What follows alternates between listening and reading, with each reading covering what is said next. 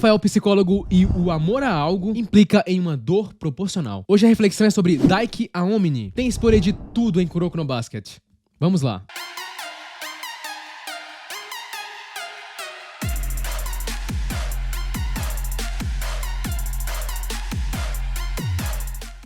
O que falar de um personagem que a frase principal dele é justamente "o único que pode me vencer sou eu mesmo"? Essa frase pode ter vários sentidos, mas para o Aomini é justamente isso que você entendeu primeiro. Ela mostra a imensa confiança que esse personagem tem em si mesmo, e o quão errado isso acabou se provando no futuro de alguma forma, mas que também faz parte do quebra-cabeça do porquê ele é tão excepcional. Um dos personagens mais confiantes que eu já vi nos animes, e que tem uma evolução absurda no que ele se propõe a fazer, que é jogar basquete. Existindo o fator também que ele é uma espécie de gênio. Aomini é um dos meus personagens, talvez o meu favorito da história, já que ele mostra uma mescla entre pensar em si mesmo e também pensar nos outros. Isso é mostrado em diversos momentos no anime, seja com Kuroko, com Kise e até mesmo com Kagami. Ele se tornou o meu favorito ao longo do anime. Acho bem interessante a dinâmica dele de ser arrogante, ao mesmo tempo que ele ajuda os companheiros de time. A cena que ele dá um soco no Raizaki pra ele não mexer mais no Kise foi uma das minhas favoritas do anime.